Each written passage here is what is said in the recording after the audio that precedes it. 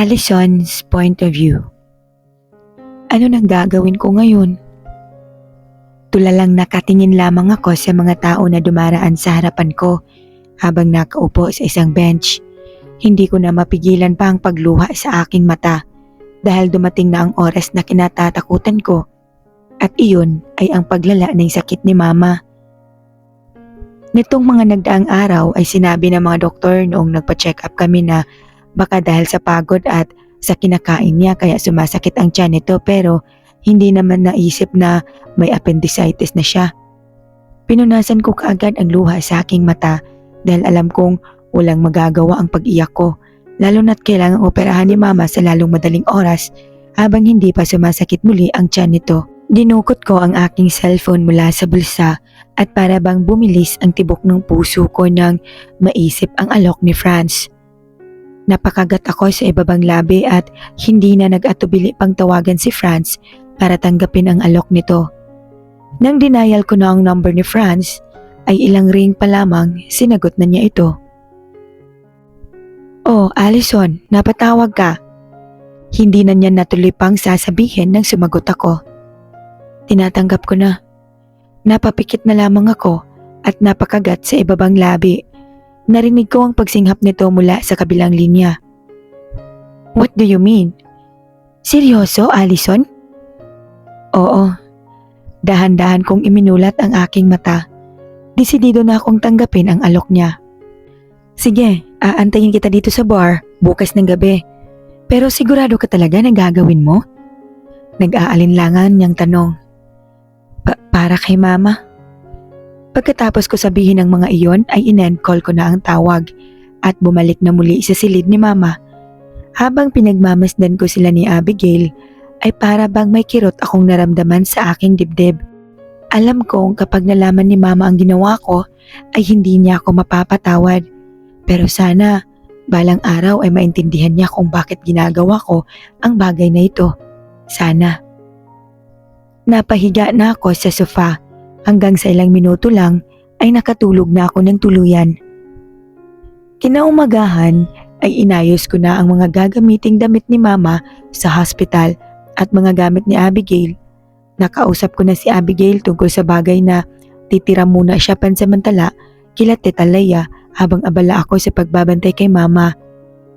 Ngayon ay hindi na ako magtataka na matalino itong si Abigail dahil bata pa lamang ay nauunawaan niya na ang sitwasyon.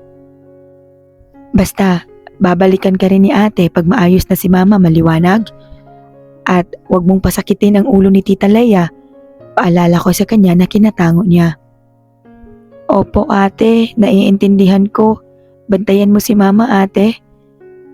Napangiti ako at tumango kasabay ng pagtap sa ulo niya. Good girl. Hinatid ko na siya kay Tita Leia na kapatid ni Mama para roon muna siya pansamantala habang nagpapagaling pa si Mama. At ito na ang bahala sa paghatid at pagpasok. "Allison!" Sigaw ni Tita Leia mula sa malayo at baka sa mukha nito ang saya. "Mabuti naman ay nakadalaw kayo. Kamusta ang Mama mo?" Nag-aalalang tanong niya. "Kailangan pong operahan si Mama sa madaling panahon kaya bala ko po sanang ibilin si Abigail sa inyo." "Aba, walang problema sa akin yan.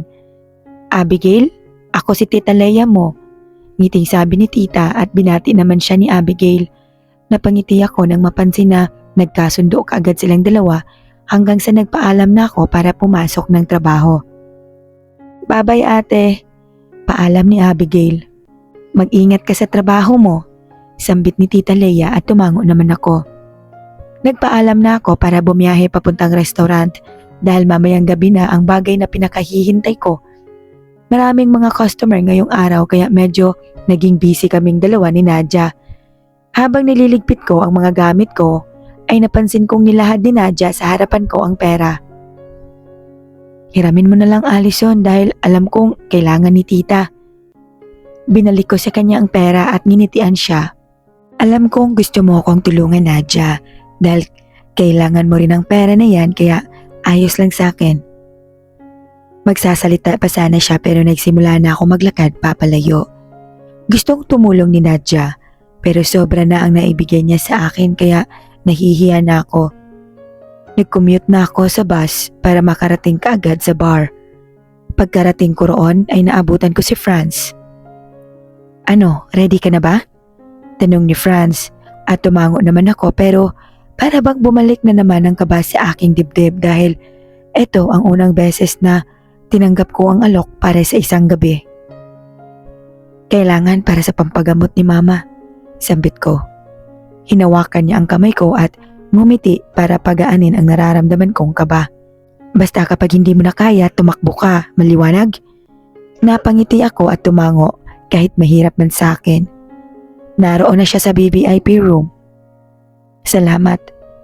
Sinimulan ko nang tahakin ang daan kung saan itinuro ni Franz ang dressing room. Napatitig ako sa aking suot at napatitig sa humuhulmang dibdib.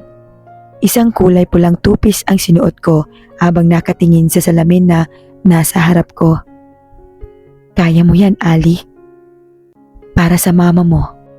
Bulong ko sa aking sarili kaya nagsimula na akong maglakad papunta sa VVIP room kung nasaan ang guest.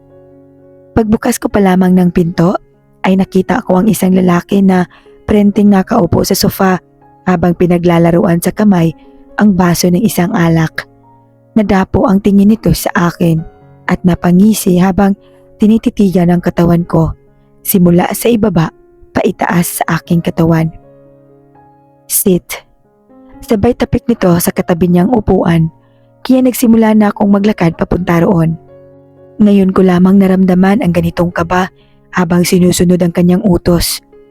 Tumabi ako sa kanya at napansin kong nilahad nito ang baso ng alak sa akin.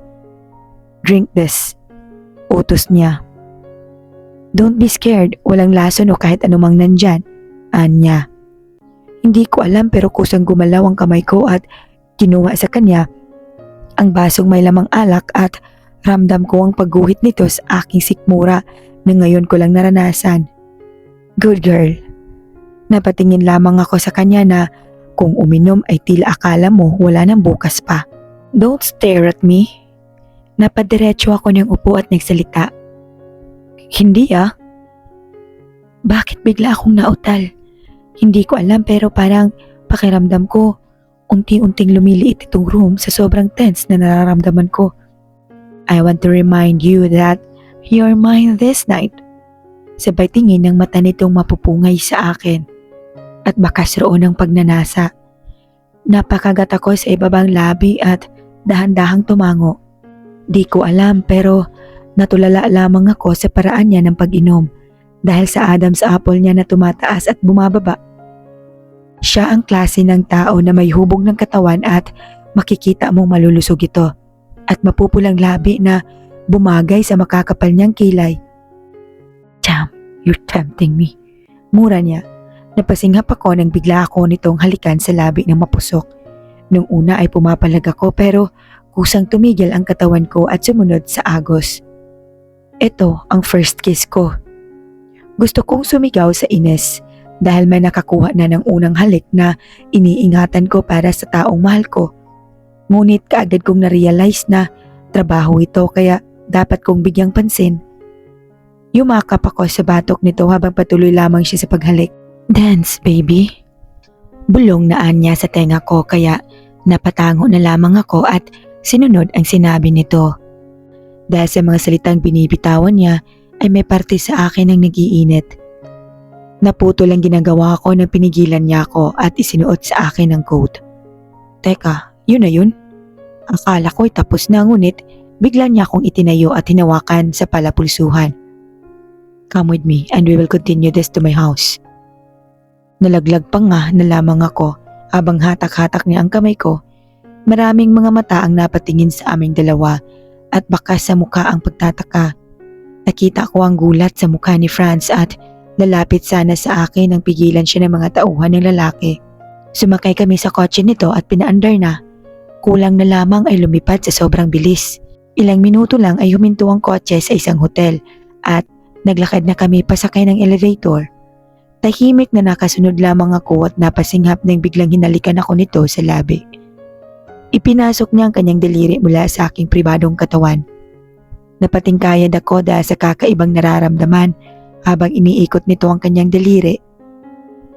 "You're wet," bulong nito sa aking tenga. Nang bumukas ang pinto ng elevator, ay hinatak ako nito papunta sa kanyang silid at dali-daling dinikit ang kanyang card, dahilan para bumukas ito.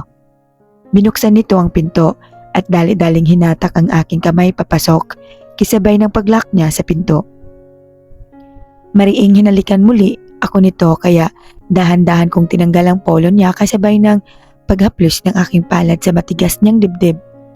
Kita ko kung paano magliwanag ang mga mata nito nang makita ang kabuuan ng aking katawan. Kinulong ko ang aking mga hita sa kanyang bewang at naramdaman ko na lamang na bumagsak kami sa kama. Mabilis nitong hinubad ang kanyang natitirang suot at nakakagulat mang isipin pero napasinghap ako nang makita ang nagwawala nitong alaga na anumang oras ay handa na sa laban. Ito ang first time kong makipagtalik at hindi ko inaasahan ngunit hindi ko pinagsisisihan dahil tila nagugustuhan ang ginagawa niya hanggang sa parehas na kaming napayakap sa sarili. "Your money is on my side table." Sabay higa nito sa kama habang katabi ako at niyakap ako patalikod. Bakas sa aming dalawa ang pagod kahit patagaktak ang kaunting pawis. Napahiga lamang ako habang nagpoproseso sa utak ko kung ano ang nagawa ko. Bakit pakiramdam ko ay may kakaiba sa kanya dahil kapag tinignan mo ito ng tulog ay parang maamong tuta. Sino ka ba? Bakit may iba akong nararamdaman na imbis ay itulak ka at itigil ito ay di ko nagawa? Napatingin ako sa isang tseke na nasa ibabaw ng mesa kaya tinanggal ko ang kamay niya na nakapatong sa akin. Hawak ko ang tseke at tinitignan nito kasabay ng pagtingin sa kanya. Napayuko na lamang ako dahil pakiramdam ko ay mali itong ginawa ko. Maling-mali. Hindi ako ganitong tao para lang magpabayad. Pakiramdam ko ay nagbago ako dahil sa kasakiman ko sa pera para lang tustusan ang panghospital ni Mama. Napansin ko na lang ang pagtulo ng luha sa aking mata nang maalala ang sinabi ni Mama na kahit kailan hindi na itatama ang mali. Kumuha ako ng damit nito sa kanyang closet at sinuot sa akin kasabay ng pagpunit sa tseke. "Sorry," bulong ko sa hangin. Umalis na ako roon at napapikit ng mariin. Hindi ako nagsisi na ibinigay ko sa kanya ang una ko dahil mali rin ako. Pero ipinapangako ko na hindi na muli ito mangyayari. May parte sa akin na nagsasabing kailangan kong mag-ingat na hindi muli makita ang lalaking ito dahil di ko na alam kung anong mukha ang ihaharap ko sa kanya. Alam kong iisipin niya na bayarang babae ako. Pumara na ako ng taxi at nagtungo sa bahay. Pagkarating ko sa bahay ay dumiretso ako ng banyo at naligo. Pumasok na naman sa alaala ko ang nangyari at tila may nag-init sa akin kaya pinilig ko ang aking ulo. "Tumigil ka na, Allison. Yun na ang una at huli mo." Inis kong bulong sa aking sarili. Nang matapos na akong maligo ay napahiga na lamang ako sa kama at natulog ng mahimbing dahil haharapin ko na naman ang panibagong araw na sana ay malagpasan ko. Hahanap na lamang ako ng paraan para makahanap ng pambayad sa opera ni Mama. Samantala, sa kabilang banda, "I'll treat you, Allison. Please, pumayag ka na." Pamimilit nito sa akin habang nakasaklop ang dalawang kamay kaya napakamot na lang ako sa batok. "Oo na, basta mabilis lang." Napatango naman siya kaagad habang wala pa ng ngiti. Kanina pa kasi niya ako kinukulit na mag-bar kaming dalawa para naman daw makapag-banding kami. "Yes, thank you." Napailing na lang ako at bumalik na sa ginagawa. Matapos ang insidente kagabi ay minabuti ko na lang na kalimutan ang nangyari. "Good morning, sir." Hindi ko na natuloy pa ang aking sasabihin nang huminto sa harapan ko ang isang bulto. Napatulala lamang ako sa kanya kasabay ng pagbilis ng tibok ng puso ko. Paano niya nalaman na nandito ako? Tila nanigas ako sa kinatatayuan ko at hindi makagalaw nang maalala ko na naman ang nangyari kagabi. Pero kakaiba ang mga titig niya ngayon. "Excuse me?" Malamig na anya. Napadilat ka agad ako kasabay ng pagbigay daan sa kanya, dahilan para makapasok siya at dumiretso sa counter. Nakahinga ako ng maluwag nang hindi niya ako nakilala pero parang may kaunting kirot akong naramdaman. Uy, Allison! Kanina ka pa tulala dyan. Nabalik ako sa wisyo nang magsalita si Nadia sa gilid ko. Ha? Nagsalubong ang kilay niya at napahima sa baba. Huwag mong sabihin, type mo yon. Sabay turo nito sa lalaking walang emosyon na nakaupo. Mabilis kong siniko ito. Nadia, tumigil ka nga. Bumalik na tayo sa trabaho. Hanggang sa huling pagkakataon ay napatingin ako sa lalaking nakasama ko ng isang gabi at tulala itong kumakain ng mapatingin ito sa akin kaya dali-dali akong umiwas na kunwari may ginagawa. Nakahinga na ako ng maluwag nang maramdaman na hindi na ito nakatingin. Allison, tawag ka ng anak ni Mami Lisa. Sabay turo ni Nadia sa may lalaking prenteng nakaupo habang nakahawak sa baba. Ngunit nanlamig ang buo kong katawan nang makitang magkatabi lang sila ng lalaking nakasama ko ng isang gabi. Napansin kong nag-usap din ito na tila magkakilala ang dalawang ito. Dahan-dahan akong naglakad papalapit sa pwesto ng anak ni Mami Lisa at ngumiti ng maliit. Good morning, sir. May kailangan po kayo? Tanong ko pero nakatingin lamang ito ng walang emosyon. My mom told me that you know how to cook pakbet. Nakakunot ang noo ko sa sinabi niya. Pakbet? Opo sir, pero may chef naman po tayo dito. Hindi ko na natuloy pa ang sasabihin ko nang putulin niya iyon. Can you please serve me what I want? Madiin na anya. Napatango na lamang ako dahil pakiramdam ko ay bakas na sa boses nito ang inis. Yes sir. Dumiretso na ako ng kusina at nagsuot ng apron. Napatingin naman sa akin si chef na nakakunot ang noo. Anong gagawin mo, Allison? Nagtatakang anya. Magluluto po ng pakbet. Gusto ng anak ni Mami Lisang ako magluto. Pasensya na, chef. Sabay kamot ko sa batok at nagsimula ng magluto. Natawa naman si chef habang nakahawak sa tiyan. Alam ko, Allison, na marunong kang magluto kaya ayos lang sa akin. Napangiti ako sa papuri ni chef. Salamat, chef. Nag-focus na lamang ako sa niluluto ko nang biglang pumasok si Nadia. Mukhang seryoso panunokso nito. Natawa akong bagya dahil sa sinabi nito. Kailangan, baka magalit. Alam mo naman na tupakin ang anak ni Mami Lisa. Natawa ito sa sinabi ko kaya bumalik na ito sa trabaho niya. Nang matapos na akong magluto, ay hinanda ako ng pagkain. Mabilis pa rin ang tibok ng puso ko na nilapag sa lamesa nila ang pagkain. Tila nakahinga ako ng maluwag nang hindi nila ako tawagin. Ngunit nagkamali ako nang biglang nagsalita ang kasama ng anak ni Mami Lisa. Humarang ito sa harapan ko kaya napahinto din ako. Have we met before? Kunot noong tanong nito habang kinikilatis ang aking mukha. Pakiramdam ko ay namutla ako sa paraan ng titig niya. Naalala niya na ba ako? Nakita ko muli ang malaasul nitong mata na parang nagbibigay ng kakaibang pakiramdam sa akin. Sorry sir pero hindi po kita kilala. Nilagpasan ko na lamang ito at dumiretso sa kusina.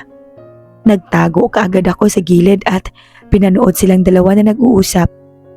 Napalunok ako dahil hindi pwedeng maalala niya kung sino ako dahil kung hindi ay katapusan ko na. Sinong tinataguan mo? Ay, anak ng tipaklong.